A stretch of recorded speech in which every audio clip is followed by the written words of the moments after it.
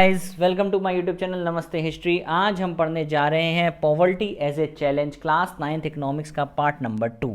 इससे पहले मैंने इसका पार्ट नंबर 1 अपलोड कर दिया है। आप ऊपर आई बटन पे क्लिक करेंगे तो आपको पॉवर्टी एज ए चैलेंज का पार्ट नंबर 1 मिल जाएगा। तो चलिए वीडियो को स्टार्ट करते हैं और देखते हैं पॉवर्टी एज ए चैलेंज का पार्ट नंबर 2।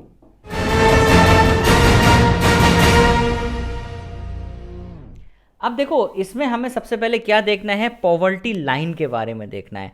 पॉवर्टी लाइन क्या है? एक person is considered poor if his और हर इनकम और कंजम्पशन, देखो 2 पॉइंट लेने हैं, इनकम को और कंजम्पशन को। अगर इसके नीचे चला जाता है कि वो बेसिक नीड्स को फुलफिल नहीं कर पाता, तो यही मिनिमम लेवल को हम क्या बोलते हैं? पॉवर्टी लाइन बोलते हैं। तो पॉवर्टी लाइन क्या होगी, समझ में आया? A person is considered poor, वो जब ही गरीब है जब उसका इनकम और उसका कंजम्पशन इस मिनिमम लेवल के नीचे आ जाए। तो वो किस में आ जाएगा? पॉवर्टी लाइन से नीचे आ जाएगा, गरीबी रेखा से नीचे आ जाएगा। Poverty line is estimated, India में कैसे करते हैं? By multiplying the prices of physical quantities like food, clothing, footwear, fuel, सब ले लेते हैं। Also the poverty line for rural areas is different from the urban area, सबको ही पता है, क्योंकि लाइफ स्टाइल दोनों जगहों का अलग अलग है। लाइफ स्टाइल एक्सपेंसेस दोनों जगहों का अलग अलग है। अब देखो, हमने कंजम्पशन लेवल देखा था, तो हमने क्या देखा कि जो हमारी एवरेज कैलोरी रिक्वायरमेंट है, कंजम्पशन का मतलब सीधे सीधे कैलोरी रिक्वायरमेंट से है, वो कितना होना चाहिए? 2400 कैलोरी पर पर्सन पर डे। कहाँ पे? रूरल एरियाज़ में। रूरल एरियाज़ में ज़्यादा क्यों होना चाहिए? क्योंकि वहाँ लोग मेहनत ज़्यादा करते हैं। एंड 2100 कैलोरी पर person per day in urban areas. तो ये क्राइटेरिया बताया किस पे? कंजम्पशन लेवल पे, कि कंजम्पशन लेवल अगर 2400 कैलोरी पर पर्सन रूरल एरिया में कोई ले रहा है तो वो गरीब नहीं है, और 2100 कैलोरी पर पर्सन कोई ले रहा है अर्बन एरिया में तो वो गरीब नहीं है। अब इन्हीं कैलकुलेशंस पे क्या हुआ, 2011-12 का स्टेट्स है कि अगर कोई बंदा 816 रुपये पर मंथ कमाता है फॉर रूरल एरियाज तो वो गरीब नहीं है, और 1000 रुपये पर मंथ कमाता है फॉर अर्बन एरियाज तो वो गरीब नहीं है। इससे ऊपर कमाते हैं तो वो लोग गरीब नहीं हैं। The poverty line is estimated periodically normally every 5 years by conducting the sample surveys. तो पॉवर्टी लाइन को मेजर कौन करता है? तो ये भैया लास्ट टर्म देखिए, बहुत इंपॉर्टेंट है, NSSO, नेशनल सैम्पल सर्वे ऑर्गेनाइजेशन। उसने ये दोनों क्राइटेरियाज बताए हैं कि अगर आप 2400 कैलोरी पर पर्सन लेते हैं रूरल एरिया में, अगर आप इतना कैलोरी इंटेक है तो आप गरीब नहीं हो, और 2100 कैलोरी पर पर्सन लेते हो अर्बन एरिया में तो भी आप गरीब नहीं हो। अगर आपकी मंथली इनकम 816 पर मंथ है फॉर रूरल एरिया तो आप गरीब नहीं हो, और 1000 पर मंथ है अर्बन एरिया में तो आप गरीब नहीं हो। तो क्या ये क्राइटेरिया सही लग रहे हैं आपको?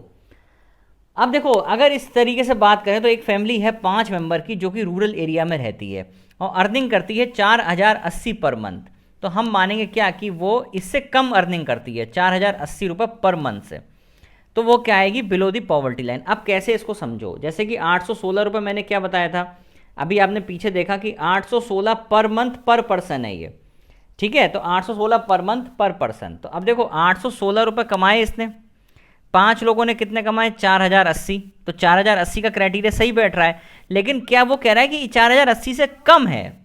तो 4080 से अगर कम है तो क्या हो गया? वो गरीब हो गया, वो पॉवर्टी लाइन के नीचे आ गया, ठीक है? और वर्ल्ड बैंक ने कुछ स्टैंडर्ड सेट करे, उसने बोला है कि $1.25 पर पर्सन पर डे कमाना चाहिए। अगर वो इससे कम कमा रहा है तो वो गरीब है।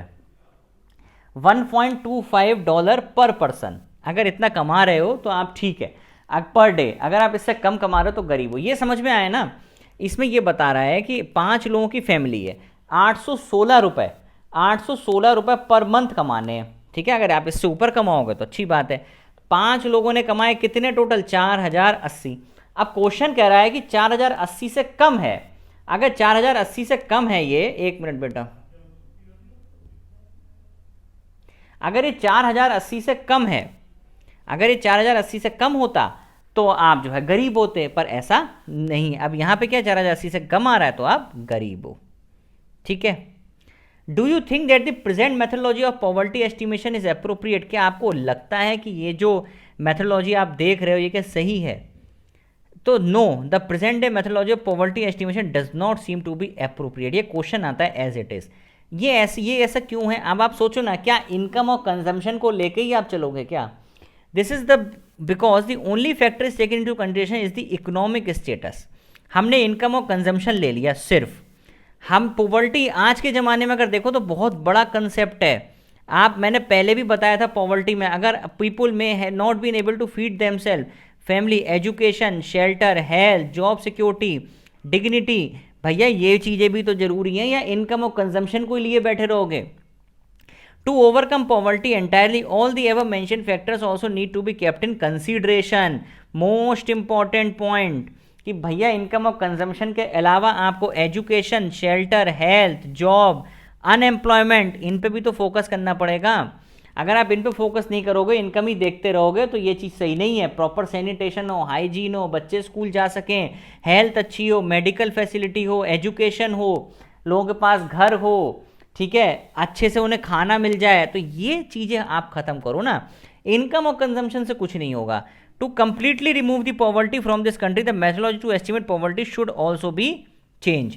तो हमें इस कंसेप्ट को चेंज करना चाहिए। ये प्रेजेंट कंसेप्ट सही नहीं है चीज़ों के लिए। तो आई होप आज सेकेंड पार्ट आप लोगों को समझ में आया होगा। Do like, share and subscribe the channel. Thank you very much.